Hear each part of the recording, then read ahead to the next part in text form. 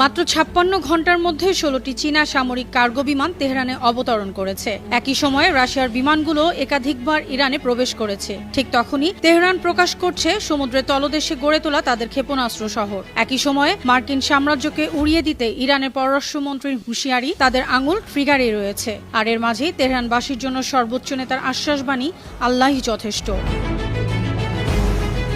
Israeli সংবাদ মাধ্যম মার্ভি সহ বিভিন্ন গোয়েন্দা প্রতিবেদন দাবি করেছে, মাত্র ৫৬ ঘন্টার মধ্যে চীনের ১৬টি Y-20 নামের বড় সামরিক বিমান তেহরানে অবতরণ করেছে। এই বিমান একবারে ৬০ টনেরও বেশি সরঞ্জাম বহন করতে পারে। একই সময়ে রাশিয়ার সামরিক বিমানও একাধিকবার ইরানে যাতায়াত করে। চীন ইরানে HQ-9B দীর্ঘপাল্লার আকাশ প্রতিরক্ষা ব্যবস্থা পাঠিয়েছে, যা মার্কিন S-300 এর সমতুল্য।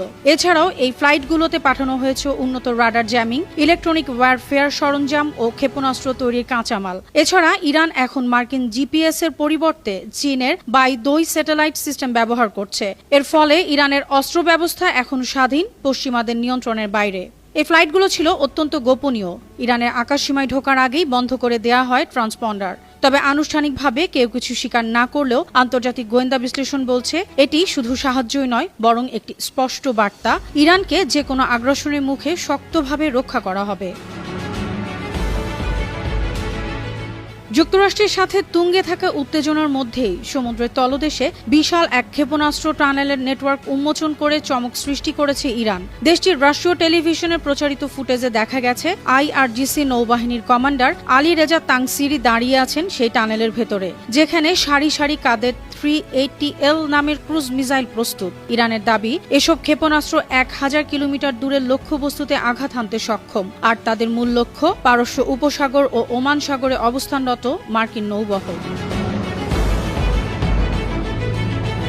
এই সামরিক শক্তি প্রদর্শনের মধ্যে কূটনৈতিক মঞ্চে এসেছে আরও কঠিন ভাষা। বুধবার ইরানের পররাষ্ট্রমন্ত্রী আব্বাস আরাকচি ঘোষণা দিয়েছেন, আমাদের প্রিয় মাতৃভূমি, আকাশ ও সাগরের বিরুদ্ধে যুক্তরাষ্ট্রের পক্ষ থেকে যে কোনো হামলার তাৎক্ষণিক ও শক্তিশালী জবাব দিতে ইরানের সাহসী সশস্ত্র বাহিনীর আঙুল ট্রিগারেই রয়েছে।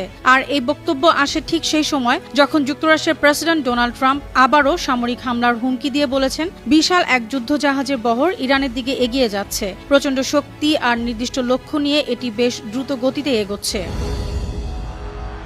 এই উত্তেজনার মাঝেই ইরানের সর্বোচ্চ নেতা আয়াতুল্লাহ আলী খামেনি দেশের জনগণকে মানসিকভাবে স্থির ও সাহসী থাকার বার্তা দিয়ে বলেছেন, ভয় পাবেন না, আল্লাহই যথেষ্ট।